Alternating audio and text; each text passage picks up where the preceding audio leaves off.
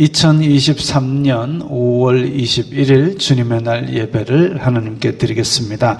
성경 찬송 맨 앞의 세번역 사도신경으로 신앙 고백하겠습니다. 저는 전능하신 아버지 하나님 천지의 창조주를 믿습니다. 저는 그분의 유일하신 아들 우리 주 예수 그리스도를 믿습니다. 그분은 성령으로 잉태되어 동정녀 마리아에게서 나시고 본디오 빌라도에게 고난을 받아 십자가에 못 박혀 죽으시고 장사된 지 사흘 만에 죽은 자 가운데서 다시 살아나셨으며 하늘에 오르시어 전능하신 아버지 하나님 오른편에 앉아 계시다가 거기로부터 살아있는 자와 죽은 자를 심판하러 오십니다. 저는 성령을 믿으며 거룩한 공교회와 성도의 교제와 죄를 용서받는 것과 몸의 부활과 영생을 믿습니다. 아멘. 주께와 엎드려 찬송합니다.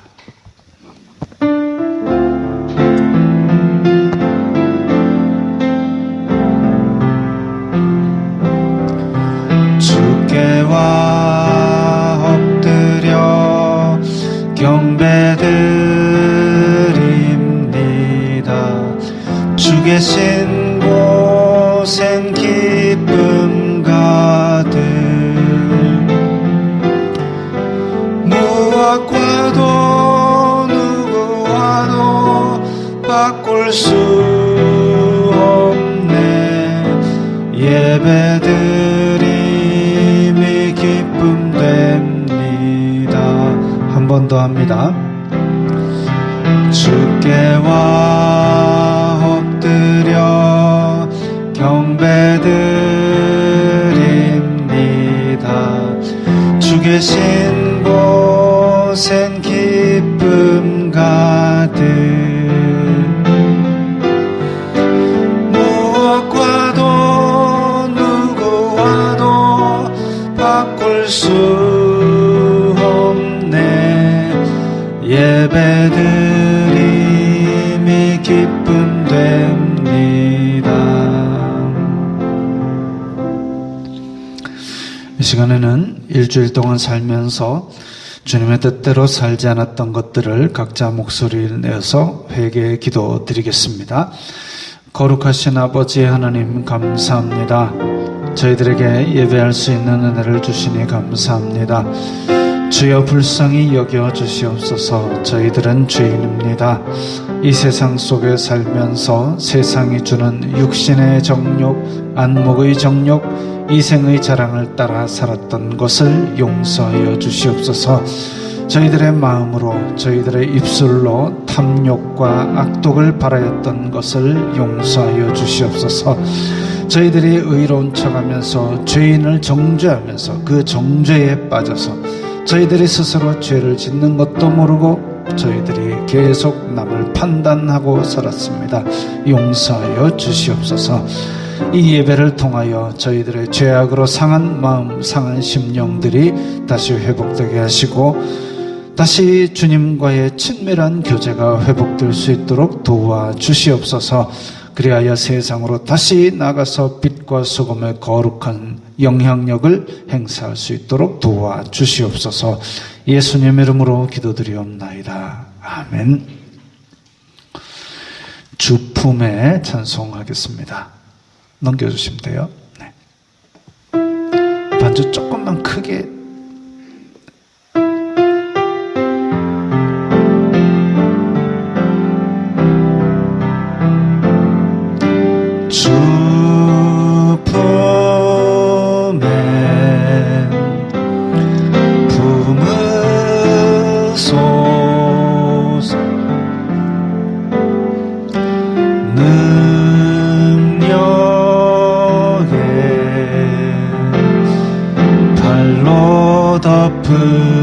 덮으소서.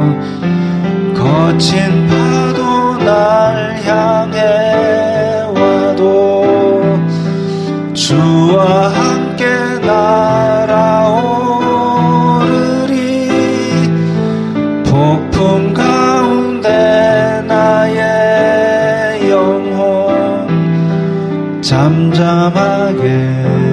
주를 보리라.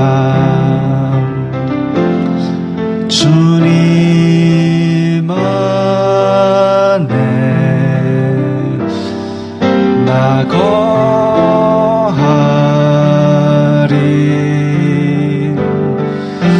주 능력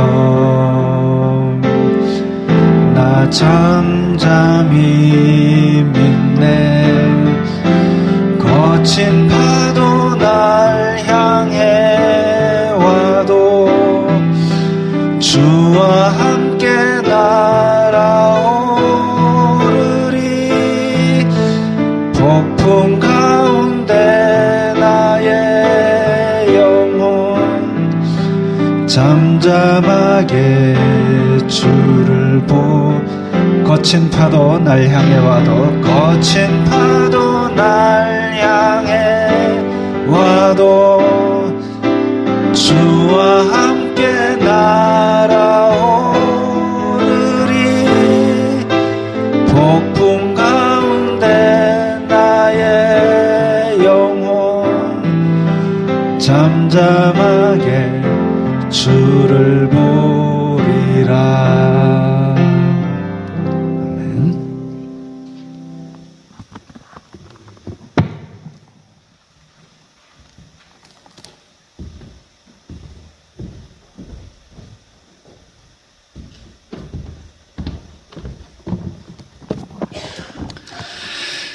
거룩하신 아버지 하나님, 감사합니다. 저희들에게 이 세상 사는 동안 필요한 물질로 채워주시고 또 이렇게 주님 앞에 예물을 드릴 수 있는 믿음을 주시니 감사합니다. 주님, 저희들이 자원하여 드리는 이 마음 위에 주님께서 기쁘게 받아 주시옵소서. 저희들이 드리는 이 예물 주님의 뜻에 따라 주님이 기뻐하시는 일에 쓰이게 하시고 이 쓰이는 곳마다 아버지 하나님의 영광이 나타나고 예수 그리스도의 사람 살리는 복음이 전파되게 하여 주시옵소서. 주여, 저희들 어려운 가운데 예물 드린 사람들도 있사오니 주님께서 그 형편을 돌아보시사 제물로 시험 들지 말게 하시고 물질을 복을 내려주시사 어디로 가든지 나누어 줄 수 있는 사람이 되게 하시고 주님의 풍성한 복으로 말미암아 주변 사람들이 하나님께 영광을 돌리게 하여 주시옵소서. 예수님 이름으로 기도드리옵나이다. 아멘.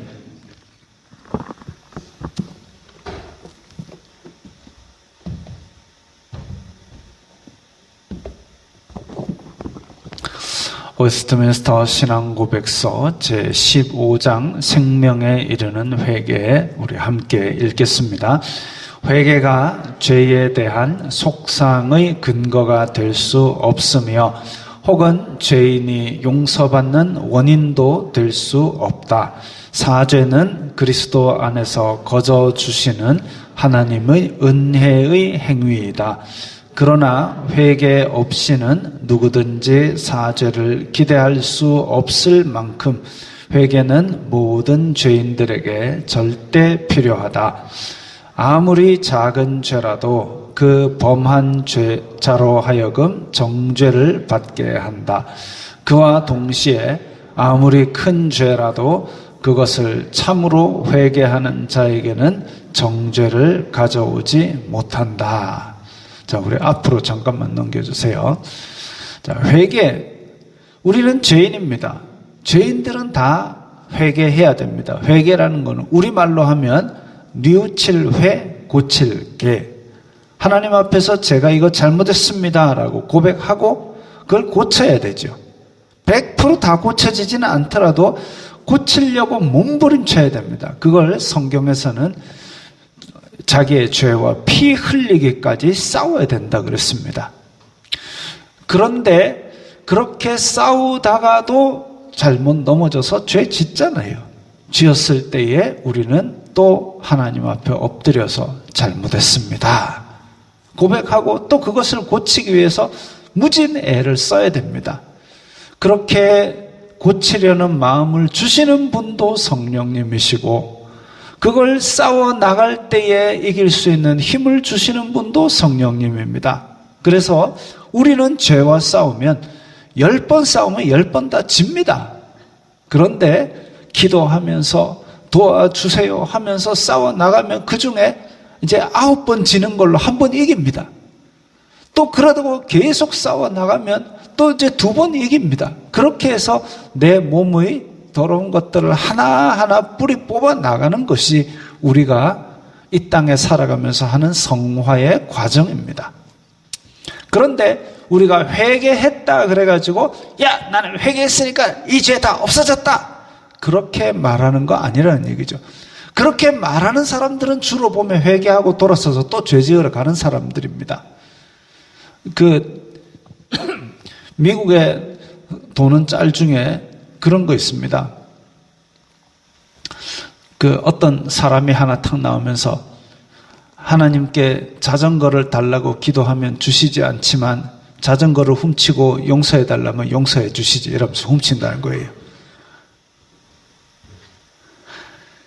자전거를 가지기 위해서 내가 애써 노력을 하고 그걸 통해서 자전거를 가지는 게 순리지요. 근데 나는 노력을 안 하는데 어느 날 자전거를 갖고 싶다 해서 뚝딱 생기기를 바라는 심보를 우리말로 도둑놈 심보라 그럽니다. 그래 놓고 하나님 앞에 와가지고 용서해 주세요 하면 용서해 준다? 그건 저 얘기를 들어야 됩니다. 그렇게 회개하는 그 회개가 죄 용서받는 근거가 아니다 이거죠. 그렇게 훔쳐가지고 하나님 잘못했습니다. 자전거 훔쳤습니다. 잘못했습니다 하면은 하나님께서 그 죄는 용서해 주시는데 그 회개의 열매가 뭐냐면 자전거 다시 주인한테 돌려줘야 됩니다. 돌려줄 때 그냥 돌려주는 게 아니라 성경 구약에 의하면은 보태서 돌려줘야 됩니다. 하다못해 떡이라도 한 줌 싸들고 가서 내가 잘못했다 하면서 돌려주는 게 그게 회개의 열매입니다. 그래서 회개했다고 해서 죄 용서받는 근거가 아니다. 죄 용서는 오직 하나님만이 하십니다. 그리고 그 회개 없이는 사죄를 기대할 수 없다. 하나님께서 내가 잘못했습니다도 안 했는데 다 용서됐으니까 끝! 이렇게 하시는 분은 아니다 이거죠. 성령님께서 우리 마음을 찌릅니다. 너 그거 죄야 하고 찔러주실 때 하나님 잘못했습니다 하고 회개에 합당한 열매를 맺어야 됩니다. 그런 사례 많지 않습니까? 삭개오도 그렇고 세례 요한에게 나온 사람들이 우리가 어찌 알고 회개에 합당한 열매를 맺으시오. 받는 월급을 합당한 줄 알고 그 다음에 정해진 분량만 거두고 이런 얘기들을 다 합니다. 그런 얘기까지 찾아가지 않더라도 우리가 기도하는 가운데 진심으로 우리의 잘못을 회개한다면 성령님께서 우리에게 말씀을 떠오르게 하시고 지혜를 주시고 회개에 합당한 열매를 맺도록 하실 겁니다. 그래서 우리는 우리가 밖에 나갔다 와서 손발 씻듯이 우리는 회개를 계속 해야 됩니다. 어떤 잘못된 가르침을 나누는 곳에서는 회개는 일생에 한 번이면 된다라고 얘기하는데 그거 아닙니다. 회개는 우리가 살아 숨쉬는 동안 죄 짓는 이 생이 끝날 때까지 계속 되어야 합니다. 자, 그러면 또 누가 그런 질문을 해요. 내가 살짝 죄를 지었는데 회개하기 직전에 길 가다가 갑자기 사고가 나 죽으면 그 죄는 씻음받지 못하고 지옥 가야 되나요? 그 사람이 평소에 하나님을 믿는 믿음을 가지고 회개를 계속하는 그런 거룩한 삶을 계속 추구하던 사람이라면 하나님께서 그 부분에 대해서도 충분히 고려를 하실 겁니다. 한 번 회개 안 했다 해서 너는 지옥. 이건 아니다 이거죠. 그래서 그런 부분에 대해서 우리는 이렇게 성경을 근거로 작성된 이 교리를 통해서 확실하게 믿음을 가질 필요가 있습니다. 자, 찬송 원하고 바라고 기도합니다. 하겠습니다.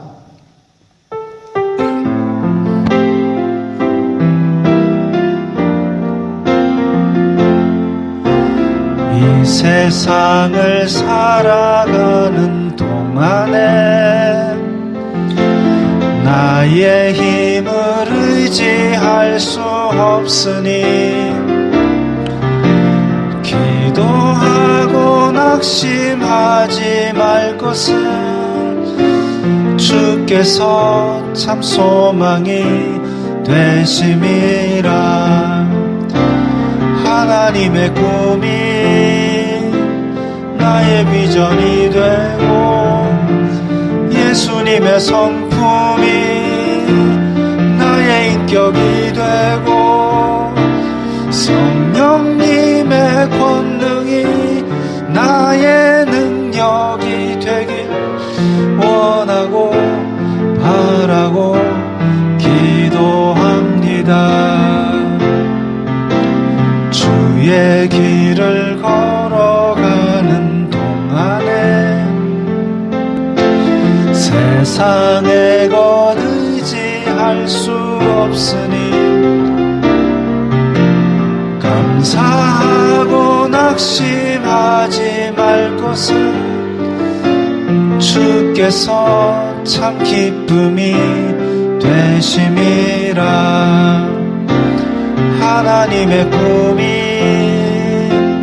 나의 비전이 되고 예수님의 성품이 나의 인격이 되고 성령님의 권능이 나의 능력이 되길 원하고 바라고 기도. 하나님의 꿈이 나의 비전이 되고 예수님의 성품이 나의 인격이 되고 성령님의 권능이 나의 능력이 되길 원하고 바라고 기도합니다.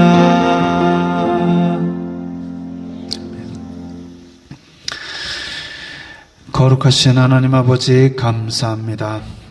하나님의 자녀 삼아 주시니 감사합니다. 저희들이 드리는 예배를 기쁘게 받아 주시옵소서. 찬양 받으시기에 합당한 성삼위일체 하나님 모든 영광을 받아 주시옵소서. 아버지, 저희들을 죽을 죄 가운데서 건져 주시고 예배할 수 있는 교제를 회복하여 주시니 감사합니다. 이 시간 온 마음과 정성을 다해 예배에 집중하게 하여 주시옵소서. 세상의 근심과 걱정으로 고통받았을지라도 예배의 자리에서 다 주님께 맡기고 주님께서 주시는 평안과 안식과 회복이 가득하게 하여 주시옵소서.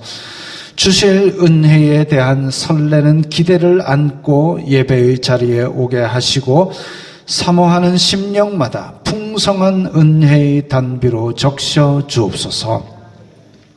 아버지, 말씀을 사모하는 마음을 주시고 말씀이 저희 심령에 생수와 같이 흘러서 기쁨으로 받게 하여 주시옵소서. 말씀을 읽고 듣고 암송할 때 송이꿀같이 달게 하시고 성령님께서 세상이 줄 수 없는 평안과 능력을 더하여 주시옵소서. 말씀을 마치 생명줄 붙들듯이 간절한 마음으로 붙들게 하여 주시옵소서. 아버지, 내리교회 성도들이 아침에 눈 뜰 때에 기도하면 새로운 날의 새로운 은혜로 채워주시고 인자하심을 나타내 주시옵소서. 저녁에 하루를 마무리하는 기도를 할 때면 그날의 모든 수고를 잊도록 평안한 휴식을 주시옵소서.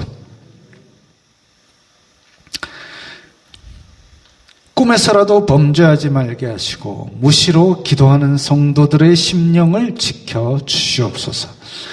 성도들의 입술에서 세상이 흔들 수 없는 찬양이 하루 종일 흘러나오게 하여 주시옵소서.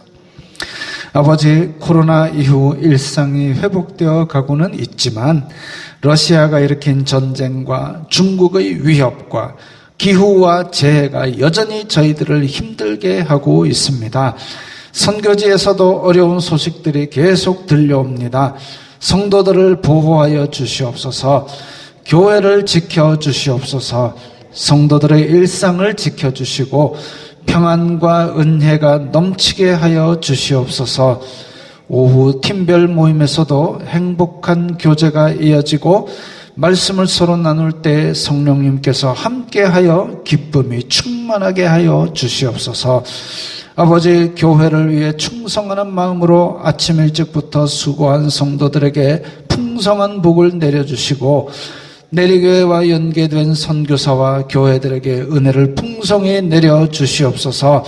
모든 영광 주님 홀로 받아주시옵소서. 예수님 이름으로 기도드리옵나이다. 아멘.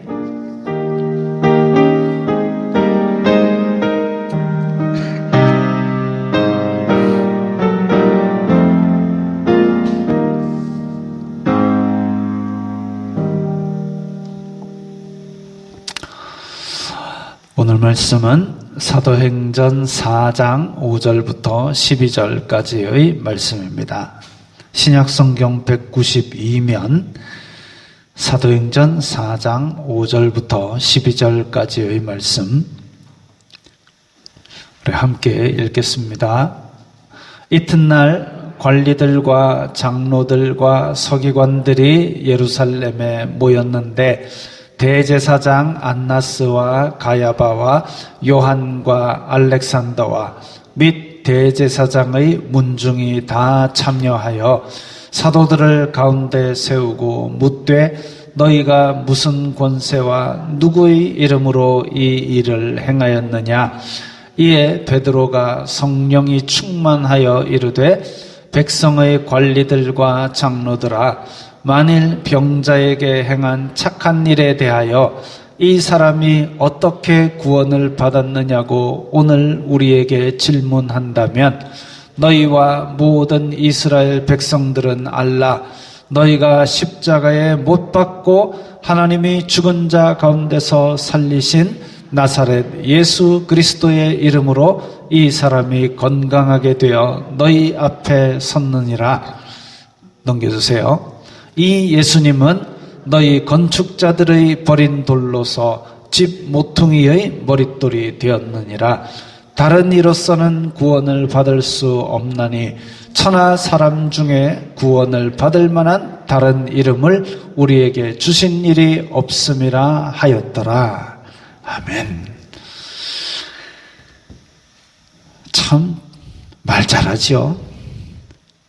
베드로가 저 이방 갈릴리의 사람이지만 또 어부, 배운 바 없는 어부, 그리고 성격이 급해갖고 행동이 먼저 나가는 사람입니다. 제 아는 어렸을 때부터 같이 알던 집안이 있는데 그 집에 형제가 셋이에요. 형제가 셋인데 그 집에 시끄러운 일이 잘 없습니다. 왜냐하면 제일 맏형이 어려서부터 태권도를 배워갖고 기강을 딱 잡아놨어요. 그래가지고 동생 둘이는 그 첫째 맏이 앞에 서면 숨도 크게 못 쉽니다.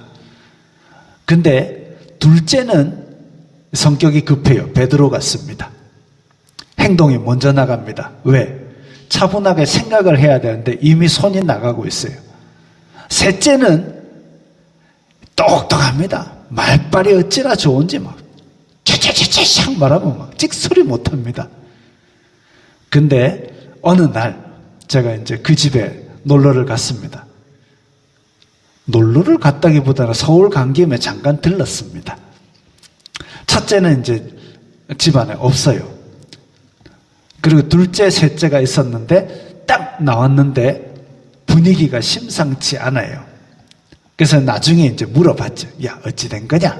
이러니까 셋째가 뭐라고 둘째 형의 잘못을 논리적으로 빠박 하고 얘기를 했는데 둘째가 하다 벅 한 거예요. 그리고 퍽 했을 때 문이 띡띡띡띡 하면서 우리가 들어온 겁니다. 어른들이 다 계시니까 이제 티는 못 내고, 셋째는 이제 눈에 눈물이 글썽글썽한 상태에서 나온 거죠. 그러니까 분위기가 쑥쑥한 겁니다. 베드로가 그렇습니다. 성질이 급해가지고 겟세마네 동산에서도 칼부터 휘두른 인간이에요. 그런데 이렇게 말이 콸콸콸 나옵니다. 왜? 성령님이 충만하게 되니까. 그리고 자기가 보고 듣고 이런 것들이 이제 성령님께서 주신 지혜로 말미암아 콸콸 나오는 겁니다. 그래서 성경 같이 읽을 때는 좀 큰 소리로 읽으셔도 됩니다. 자, 예수님 당시에 이스라엘은 로마의 지배하에 있었습니다. 우리나라도 일제강점기가 있어서 그 내용을, 그 기분을, 그 정서를 어느 정도는 알고 있지요.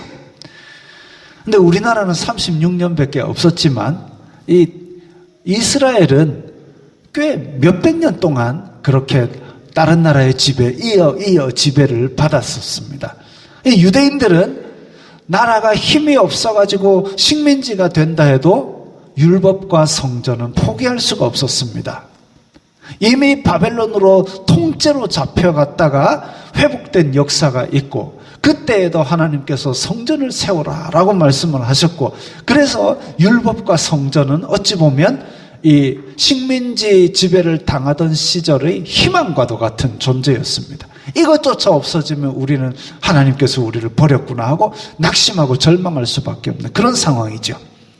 그래서 이스라엘을 침공했던 이 다른 나라 군대들은 성전을 공격하기도 하고 뭐 그런 싸움들을 벌였습니다. 그래서 성전을 건드렸다 이러면 이스라엘 백성들은 또 갑자기 없었던 힘이 솟아나서 막 와 들고 일어나서 물리쳐보고 막 이래보니까. 근데 지금 이때에 로마가 쳐들어와 가지고 이스라엘을 삼켰을 때에 대제사장과 사두개인들은 로마와 합의를 받습니다. 우리 예전에 성경 파노라마 기억나시죠? 바리새인들이 있고 사두개인들인데, 사두개인들은 제사장들입니다. 현실에 충실한 사람들이고. 그래서 이 사람들은 로마하고 뭘 합의를 보냐면, 우리는 유대인이다. 유대인은 성전과 율법은 건들지 마라. 그것만 안 건들면 다 해줄게. 이렇게 한 겁니다. 제사장과 사두개인들은 현실과 타협했습니다. 그들은 부활이 없다고 믿었기 때문에 현실이 가장 중요했습니다. 그래서 현실에서 목숨을 부지해야 했고, 현실에서 배불리 먹어야 했고, 현실에서 성전을 유지해야 했습니다. 그래서 하나님 성전을 유지하려면 이래야 되잖아요 이러면서 세상과 다 타협하는, 그것이 바로 이 사람들의 목표이자 특징이었습니다. 제사장과 사두개인들이 로마와 결탁했다고 해서 유대인들이 독립운동을 안 한 건 아닙니다. 착 칼을 들고 이런 사람들이 있었습니다. 마치 우리나라가 일제강점기 때 정치인들은 일본에 붙고 러시아에 붙어갖고 자기 목숨과 자기 기득권을 유지하려고 애썼지만 백성들 가운데서는 독립운동을 하고 또 주요 인사들을 암살하고 이랬던 것과 비슷합니다. 예수님의 제자들 중에서도 예수님의 제자 이름 따다다다닥 나오는 가운데 셀롯인 시몬 하고 나오는 그 사람, 옛날 개역 성경에서는 열심당 시몬이라고 했습니다. 그 열심당 셀롯,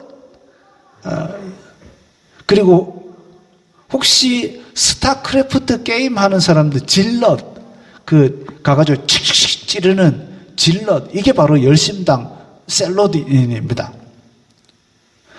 이 사람들은 저 그림처럼 폭력 항쟁으로 다윗의 왕국을 회복하려는 민족주의자들이었습니다. 그래서 칼을 모으고 주로 이제 좀 소규모 분쟁들을, 게릴라전을 막 하고 이랬던 사람들이죠. 백성들은 지금, 일반 백성들은 가난과 로마의 폭정에 지쳐갔고, 그래서 우리 왜 한 데나리온이라면은 그 사람의 하루 일당이다라고 얘기했지만, 그 한 데나리온을 일했다고 다 주는 거 아닙니다. 이게 지금 한 데나리온이 일당이라는 기준이 뭐냐면 로마 군인의 기준입니다. 우리로 치면 한 7급 공무원 받는 월급 기준입니다. 그러니까 일반 백성들 중에서 로마 군인이 니 일로 와, 저기서 땅 좀 파, 이래가지고 일을 시켜가지고 일 잘했으니까 오늘 한 데나리온 줄게, 이런 거 아니고 그냥 빵조가리만 하나 얻으면 그나마 감지덕지 않은 그런 배고픈 삶을 살고 있었습니다. 그런데 이 백성들이 가만히 보면 이제 예배드리러 올라가 보면 대제사장과 사두개인들 자기네들은 잘 먹고 잘 살고 있어요. 그리고 율법을 지켜라 이러고 그 위선에 절망하고 있었습니다. 그런 암흑의 시기에 예수님께서 오셨고, 예수님께서 다윗의 왕국을 회복할 메시아인 줄 기대하고 있었습니다. 그러니까 입성하실 때 막 사람들이 종려 가지를 흔들고 겉옷을 깔고 호산나, 다윗의 왕국, 우와 끝났다, 로마는 이제, 이렇게 한 거죠. 그런데 로마가 예루살렘을 통치하고 있었기 때문에 이 명절, 유대인들이 예루살렘 성전에 많이 모이는 1년에 3번 명절 때마다 예루살렘 성 북쪽 위에 안토니오 요새라고 되게 높은 요새가 있어요. 거기에 이제 초비상 걸린 로마 군인들이 근무를 합니다. 위에서 내려다보는 거죠. 시끄러우면. 예수님이 들어오면서 막 난리가 났어요. 여차하면 이제 예수님께서 자 이제 다 함께 몽둥이 들고 나가자 라고 해버리면 큰일 납니다. 그런 상태이다 보니까 이 대제사장이 이대로 놔둬가지고 큰일 나겠다 싶은 겁니다. 왜냐하면 대제사장은 이전에 있었던 일을 좀 알고 있습니다. 복음서에도 기록된 유다라는 사람이 한번 일어났었습니다. 드다라는 사람이 한번 일어났었습니다. 그래가지고 다윗의 왕국을 회복하자 하고 확 일어났다가 몰살당하고 막 그런 역사들이 계속 있어 왔던 거지요. 그러다 보니까 대제사장은 이대로 놔둬가지고는 안 되겠다. 잘못하면 성전도 무너지고 대제사장도 목이 떨어지고 이렇게 되겠다. 게다가 예수님께서 가르치시는 그것이 자기네들의 위선에 가득 찬 그런 것과는 차원이 다른 가르침을 하고 있으니까 자기네들이 영 떨어지는 겁니다. 야, 안 되겠다. 예수님을 죽여야 되겠다. 대제사장과 이 인간들이 그 결심을 한 거죠. 그래가지고 대제사장과 그 무리들은 사람을 시켜가지고 예수님을 잡았습니다. 당시 유대인들은 사형시킬 권한이 없었습니다. 사법권이 없는 거죠. 잡을 수는 있지만 이 법적으로 형벌을 내릴 권한이 없는 겁니다. 왜? 로마가 통치하고 있기 때문에. 그래서 총독 빌라도에게, 로마 총독 빌라도에게 예수님을 끌고 갔죠. 고발했습니다. 빌라도는 유대인들 또 골치 아픈 시비를 거는구나 라고 생각했습니다. 이게 참 생각해 보십시오. 일제강점기 때 우리나라 사람이 제사상에 주과포해 막 조율이시 이거 가지고 서로 막 싸워가지고 그거 가지고 일본 총독한테 가가지고 이게 맞서 저게 맞서 막 싸웠다 생각해 보십시오. 얼마나 황당하겠습니까? 그런 일이 한두 번이 아니었기 때문에 빌라도는 아이고 또 이래 샀나라고 나왔을 겁니다. 그랬는데 한밤중부터 이렇게 동 트자마자 찾아와가지고 그렇게 설쳐대니까 이게 골치 아프네 라고 빌라도는 너네들의 율법 가지고 지금 싸우는 것 같으면 너네들이 알아서 해결해라 라고 선을 긋고 있었습니다. 그런데 대제사장이 빌라도에게 거부하지 못할 고발을 합니다. 저 사람이 유대인의 왕이라 그랬습니다. 왕이라 그랬다 그러면 자 지금 대한민국에서도 제가 갑자기 내가 대통령이다, 내리공화국의 대통령 강신영 만세 부르시오, 이렇게 하면 이게 이제 문제가 됩니다. 법적으로 문제가 되는 거예요.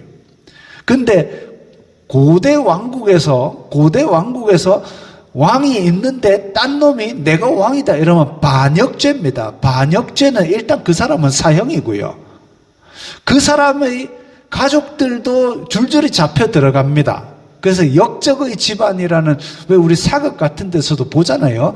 역적의 집안 이렇게 되면 그 사람은 출세길도 막히고 귀양 가고 원래 삼족을 멸한다 그랬습니다. 삼족. 그래가지고 많이 죽어나갔습니다. 그게 반역죄입니다. 근데 대제사장이 예수님을 반역죄로 고발한 거죠. 이거는 뭐 동서고금을 막론하고 다 반역죄에 대해서는 중죄로 다룹니다. 그런데 대제사장이라면 같은 민족에서 민족의 구심점이 되는 사람이 있다면 그 사람하고 어떻게 힘을 모으고 협력해가지고 로마를 쫓아낼 생각을 하는 게 그게 정상인데, 근데 이 대제사장이라는 작자가 예수님을 로마에 대해서 고발하고 없는 죄도 뒤집어 씌우려고 용을 쓰고 있습니다. 빌라도는 다시 예수님께 들어와가지고 물었습니다. 네가 유대인의 왕이냐? 예수님께서 내 나라는 이 세상에 속한 것이 아니다. 그러니까 빌라도가 살짝 섬뜩합니다. 그때 막 병자도 일으키고 막 초능력도 했다는데 이 사람이 진짜 하늘에서 온 사람이 아닌가 무서워합니다. 그리고 자기가 가만 생각해 보니까 세상에 속한 나라가 아니라면 로마에 대한 반역도 아니지 않나? 그래가지고 다시 유대인들에게 야, 이 사람 죄 없다. 나는 이거 재판하기 싫다. 그러니까 유대인들이 저 사람이 하나님의 아들이라고 주장한다. 죽여라. 생각해 보십시오. 지금 이제 빌라도의 관저, 빌라도의 집 있습니다. 유대인들은 이 안으로 안 들어와요. 왜냐하면 내일 모레 6월절 명절 지키는데 이방인의 집에 들어가면 부정하다 해가지고 집에 안 들어가고 유대인들은 여기 꽉 몰려와가지고 있고, 빌라도는 지금 예수님을 여기서 신문합니다. 그래가지고 야, 죄가 있는가 물어봤더니 죄가 없어요. 자기 생각하기에는. 그래갖고 여기 문간에 나와가지고 야, 이 사람 죄 없는 것 같아 라고 얘기했는데 저 사람이 하나님의 아들이래, 죽여! 다시 또 왔습니다. 빌라도는 갈등이 생기는 거예요. 왜냐하면 이 사람은 신비로운 능력도 있습니다. 자기 나라는 이 세상에 속한 나라도 아닌데 이 세상에 속하지 않은 나라의 왕이래요. 심지어는 유대인들이 하나님의 아들이래요. 근데 내가 재판을 해서 죽인다? 내만 힘들게 되는 거예요. 내만 저주받을 짓을 하는 거잖아요. 그래서 빌라도는 야, 이거 손대면 안 되겠다 싶은 생각을 하고 있습니다. 그래가지고 놔주려고 하는데 이스라엘 유대인의 대제사장이 우리의 왕은 저 왕이 아니라 우리의 왕은 로마 황제뿐입니다 라고 얘기합니다. 이게 일제강점기 때 그때 무슨 고종 황제 정순, 혼철, 고종, 순종 이 사람들이 우리의 황제는 일본의 덴노밖에 없습니다 이 얘기를 하면 모양새가 진짜 이상해지잖아요. 그것처럼 유대인의 대제사장이 우리가 섬길 분은 로마 황제뿐입니다 라고 얘기를 해버린 겁니다. 그러면 주변 사람들이 대제사장님 그건 아니잖아요 이래야 되는데 그런 사람 아무도 없어요. 희한하지요. 다들 미혹돼 가지고 지금 예수님을 죽여달라고 하기 바쁩니다. 빌라도는 예수님에 대해서도 두렵고 이 사람들 밀란 일어날까 봐 그것도 두렵고 세상에 속한 나라가 아닌 하나님의 아들이자 왕인 사람을 빌라도가 자기의 고난으로 죽여버린다면 이것도 참 골치 아픈 일입니다. 그래서 빌라도는 대제사장에게 다른 카드를 내밉니다. 6월절에 한 사람 놔주는 전례가 있는데 그 제도를 이용해서 놔주려고 한다. 누구 놔줄꼬? 이러니까 대제사장 무리가 바라바 놔달라. 짠! 누구 놔줄꼬? 바라바 놓아달라. 우리는 그 장면은 많이 읽어서 알고 있잖아요. 바라바는 어떤 사람일까요? 배고파서 옆집에 들어가고 쌀 한 줌 훔쳐가지고 빌라도가 지금 그 사람 놔줄까 이럴까요? 아니요. 적어도 6월절에 놓아줄 만한, 지금 예수님은 반역죄로 지금 잡아 들어왔는데 반역죄에 준할 만한 아주 중범죄자라야 그 급이 됩니다. 쌀 한 줌 훔친 것 갖고는 여기에 끼이지를 못한다라는 거죠. 근데 이 빌라도가 바라바 카드를 끄집어낸 이유가 있습니다. 뭐냐면, 자, 바라바라는 인간이 어떤 인간이냐면 마가복음과 누가복음에 나오는데 밀란을 꾸미고 그 중에 살인했다고 했습니다. 밀란을 꾸미고 살인했다. 살인을 한두 명 해갖고는 이 자리에 올라올 수가 없는 자리입니다. 그래서 백성을 이끌고 난동을 피웠고, 근데 이때 당시에 유대인들이 뭐 조직폭력을 했겠습니까? 무슨 일로 난동을 피웠을까요? 무슨 일로 밀란을 했을까요? 거의 독립운동급입니다. 그래서 로마에게 반대하는 세력을 모아가지고 크게 난을 일으켜가지고 그러다가 몇 사람을 죽인 겁니다. 그 대장으로 지금 바라바가 잡혀온 겁니다.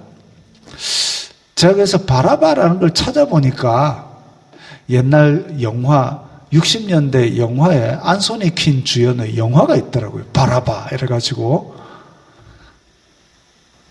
그리고 아마 중고등학생은 그 우리나라 소설 김동인인가 김동리 소설 중에 사반의 십자가라는 소설도 배웠을 겁니다. 읽어보지는 않았겠지만 읽어보시면 이 배경으로 하고 있어요. 근데 이제 사반의 십자가, 그 사반이 아마 예수님 옆에 달린 강도였을 겁니다. 근데 저 바라바는 이제 풀려나가지고 뭐 어찌 되는 건데. 자, 어쨌든 밀란을 꾸미고 살인을 했다 이러면 로마에 대항해가지고 크게 난을 일으켰으니까 지금 최고 흉악범으로 지금 잡혀왔던 거지요. 왜 이 카드가 나왔느냐? 바라바가 죽인 인물은 과연 어떤 인물일까요? 일반 백성들을 죽였을까요? 아니요. 로마에 반대하는 밀란을 일으켰으니까 로마랑 결탁한 사람을 죽였겠지요. 오늘 설교 서두에 대제사장과 사두개인이 이야기를 했습니다. 대제사장과 사두개인, 그 사람들은 어떻게 했습니까? 로마에 결탁했잖아요. 그래서 자기의 기득권을 유지했습니다. 바라바가 테러하기 딱 좋은 인물이죠. 로마에 결탁한 민족의 배신자. 그러면서 자기는 호의호식하는 사람. 즉 바라바는 지금 대제사장과 사두개인들의 목에 칼을 겨눈 사람과 똑같습니다. 그럼에도 불구하고 대제사장과 사두개인들이 몰려와가지고 예수님을 죽이고 바라바를 풀어라. 내 목숨을 잘려도 괜찮으니까 예수님을 죽여라. 이렇게 주장하는 거죠. 그야말로 자기 목숨도 아끼지 않고 예수님 목숨 해치는데 목숨 걸고 달려들고 있습니다. 왜? 부활이 없다고 믿으니까. 그러니까 지금 위협적인 세력을 가진 예수님만 제거하면 어떻게 되겠구나라고 지금 쫓아온 거죠. 자, 이까지가 오늘 본문의 배경이고 흐름입니다. 이런 사악하고 영적으로 절망적인 시대에, 자, 오늘 본문에 예수님의 제자 베드로와 요한이 지난주에 우리가 얘기했죠. 나면서부터 걷지 못하는 사람을 세워 일으켰습니다. 그 사람이 일어나서 걷고 뛰고 찬양하고 성전에 들어갔습니다. 사람들이 이 사람이 누군지 아니까 와, 어떻게 저 사람이 일어나서 걷게 됐지? 그때 베드로와 요한이 사람들에게 얘기합니다. 지난번 6월절에 우리 예수님께서 죽으셨지 않느냐? 그분이 바로 구세주시다라고 얘기를 다 합니다. 복음을 전했습니다. 그렇게 복음을 전하고 부활을 전하니까 대제사장 난리가 났지요. 이거 저 부활을 전하네? 부활이 없는데 우리가 죽인 예수님이 그리스도라고 전하네? 잡아야 되겠다. 그래가지고 잡아온 겁니다. 큰일 났죠. 그러나 잡아들였을 때가 이미 뉘엿뉘엿 해가 저물 때라서 사람들은 들을 거 다 들었고 믿는 사람이 수천 명이나 되었습니다.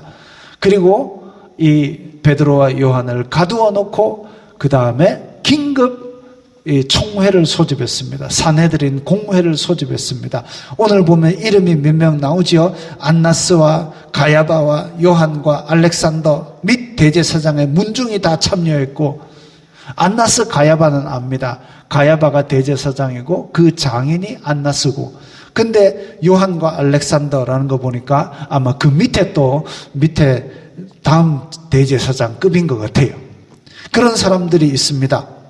그 다음에 대제사장의 문중, 백성들의 장로, 지도자들 다 왔습니다. 그래가지고 베드로와 요한을 세우고 신문합니다.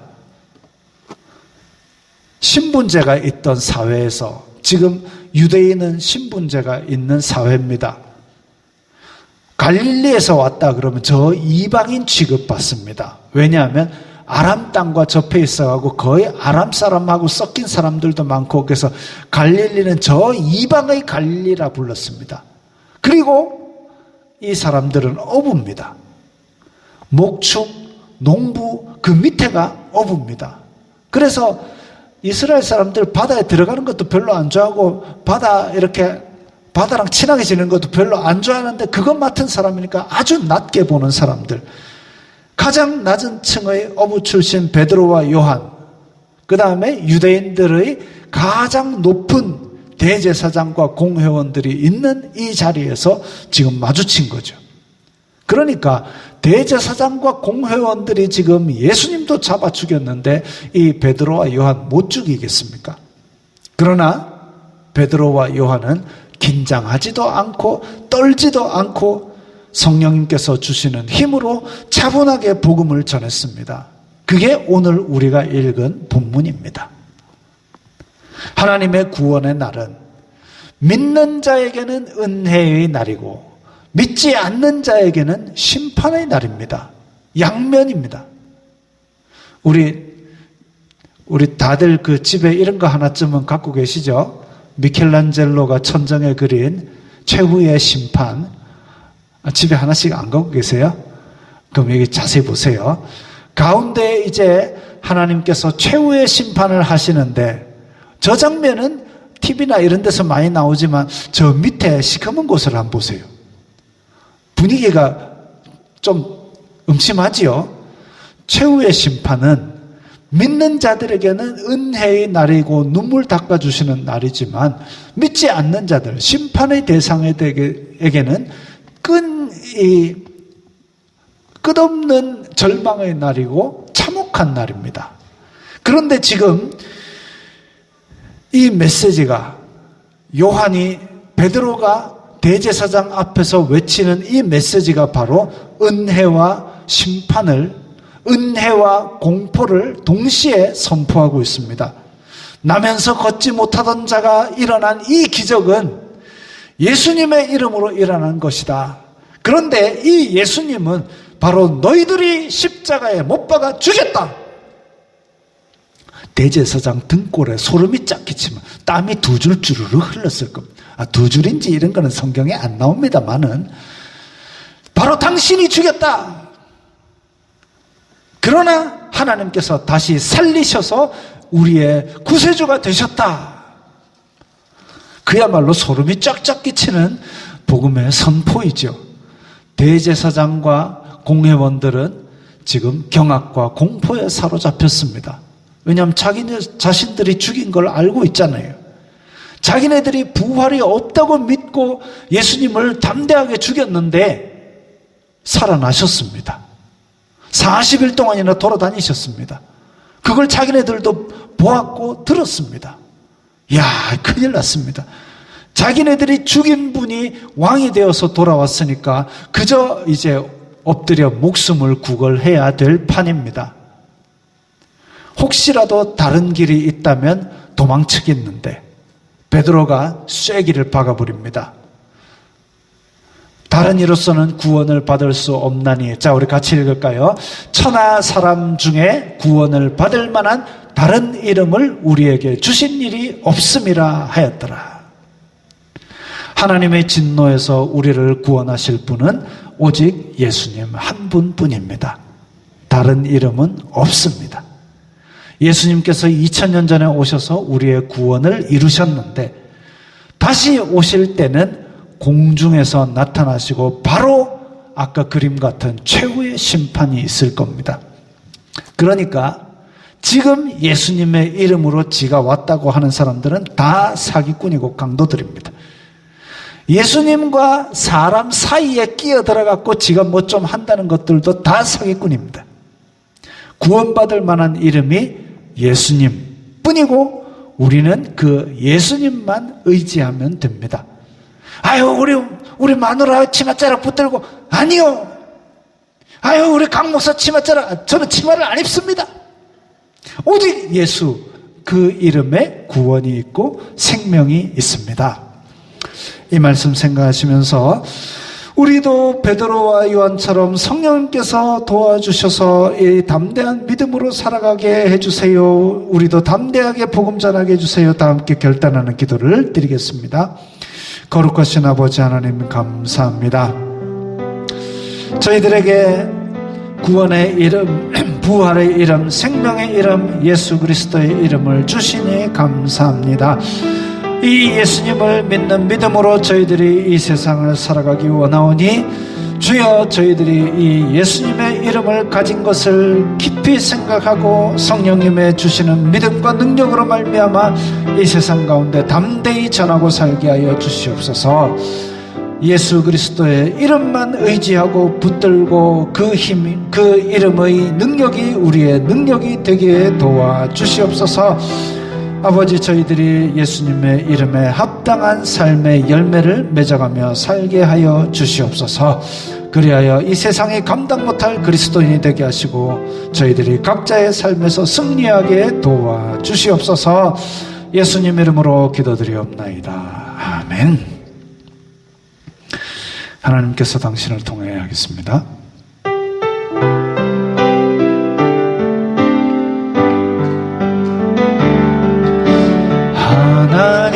하나님께서 당신을 통해 메마른 땅에 샘물 나게 하시기를.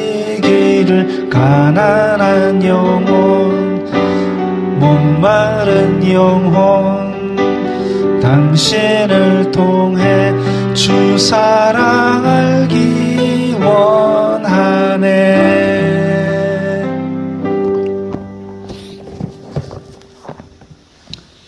주 예수 그리스도의 은혜와 하나님 아버지의 사랑과 성령 하나님의 교통하심이 너희 무리와 함께 있을지어다.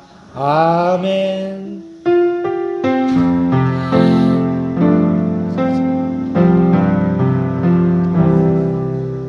건강하시고 평안하시기 바랍니다.